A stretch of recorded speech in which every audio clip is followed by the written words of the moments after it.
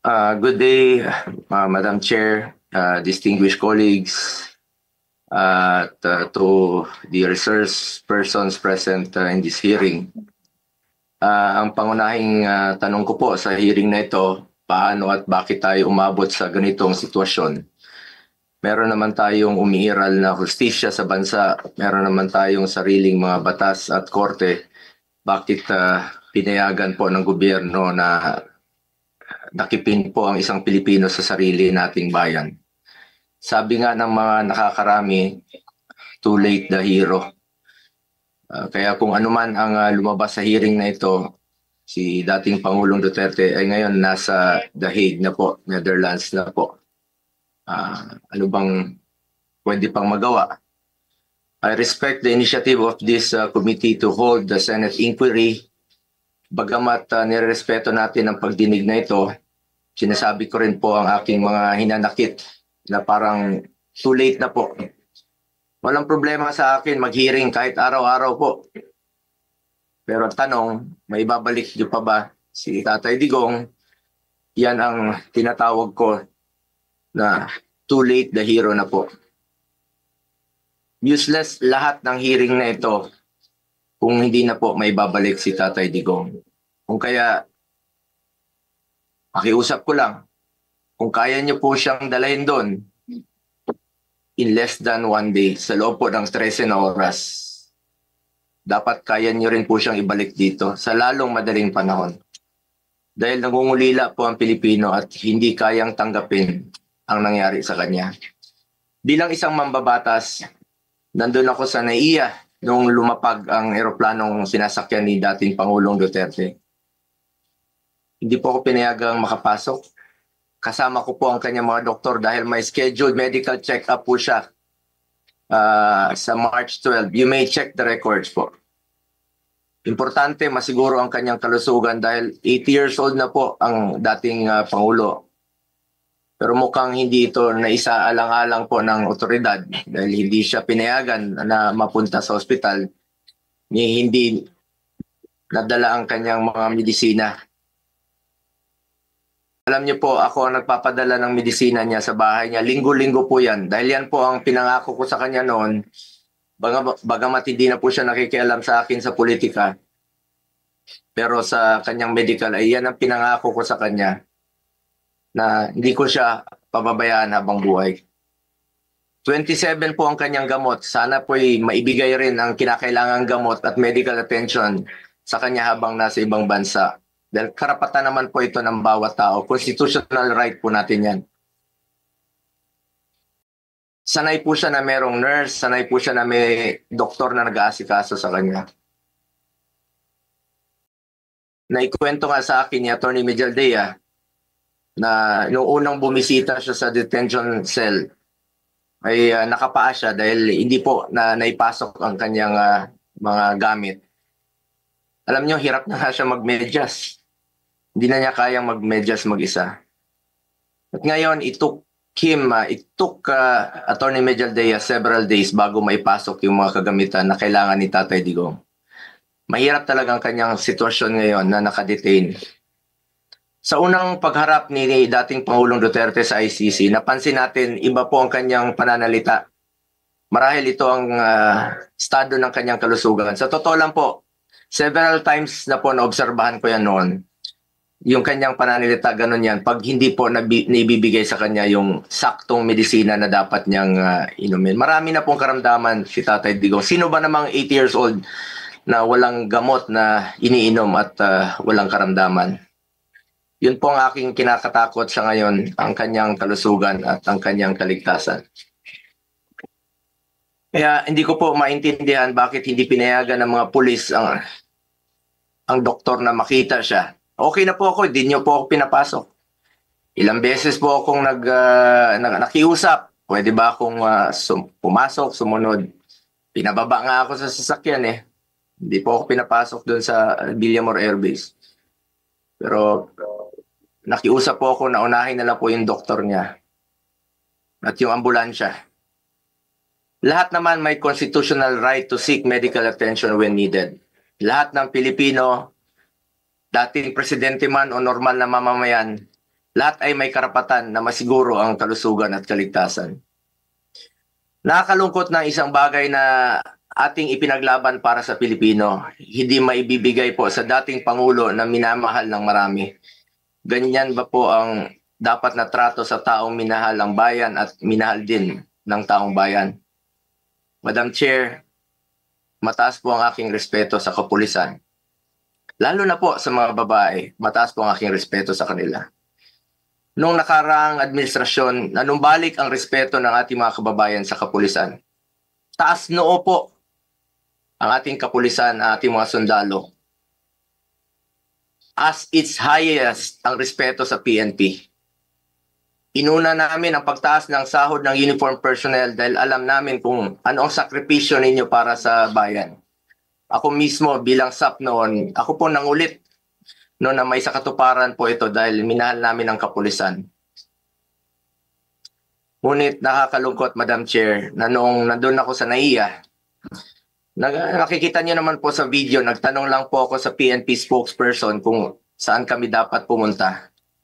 Dahil sabi ni Chief PNP Marbil sa 250 po. Nilapitan ko po ang inyong spokesperson at hindi po ako sinagot, tinakbuhan po ako. Sana naman bilang spokesperson, konting sagot lang naman po. Konting respeto, sumusunod naman po kami sa batas. Hindi naman siguro dapat ipagkait sa atin ang respeto at higit sa lahat ang katotohanan.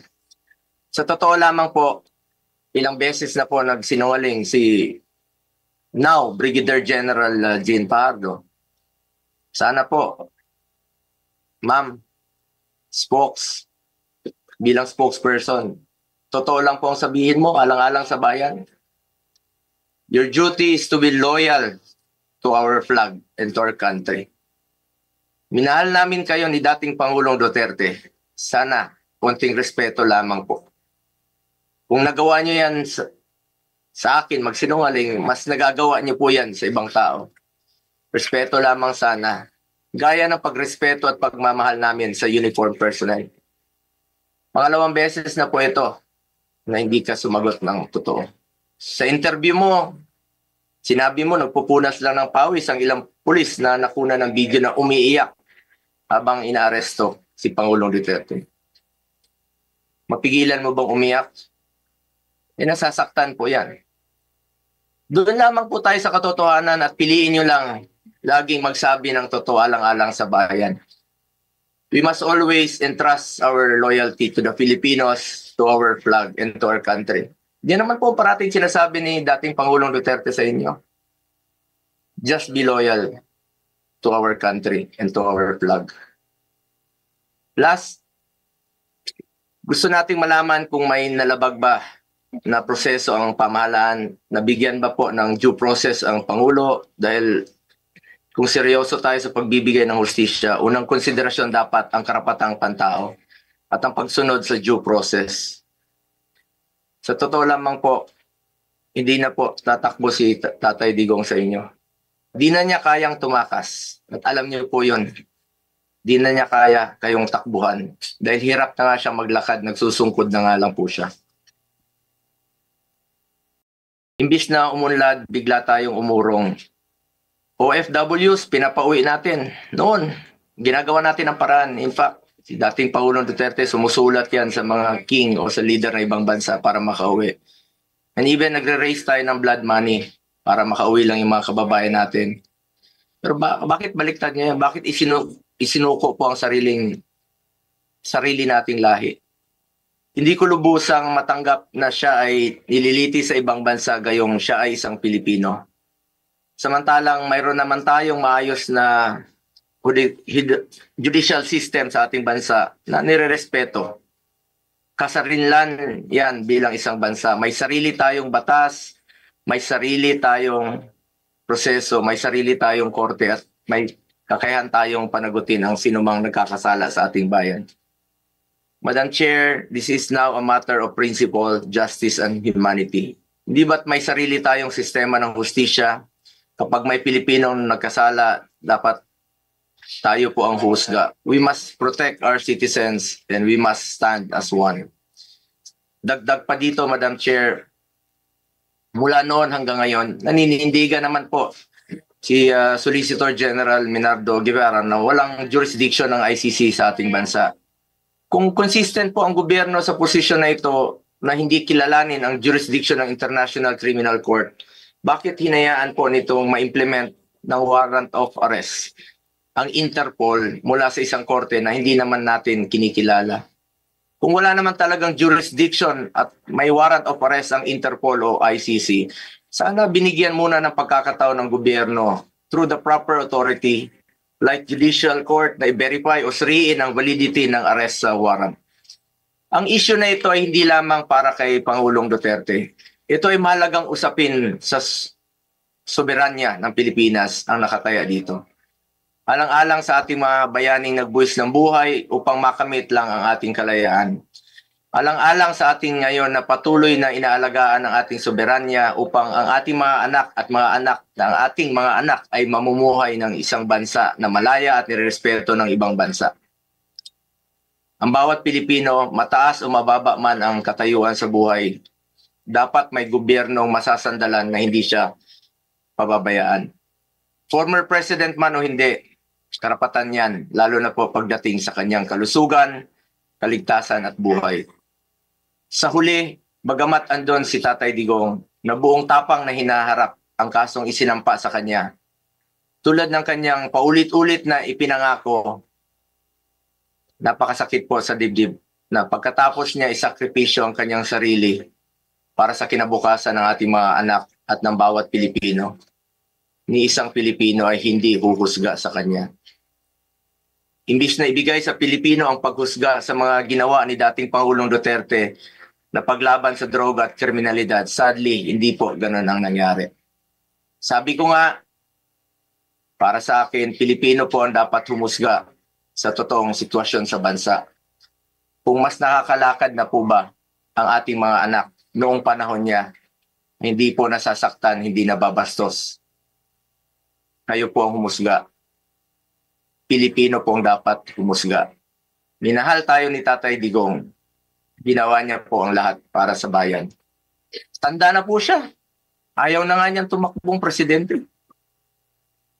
Pero ginawa niya po ito dahil yan po ang kanyang sinumpaang tungkulin para sa mga kababayan natin Pilipino. Pero ngayon, hindi lang si Tatay Digong ang inialay at ipinamigay ng ating sariling kababayan. Mistur lang inialay at ipinamigay din ito ang karapatan ng Pilipino na husgahan ang ating sariling kababayan at magdesisyon kung ano ang mas makakabuti sa ating bayan. As I said, March 11 was indeed the saddest day in our history. Sana po, hindi na po ito maulit. Marami pong nasaktan na Pilipino. Salamat po.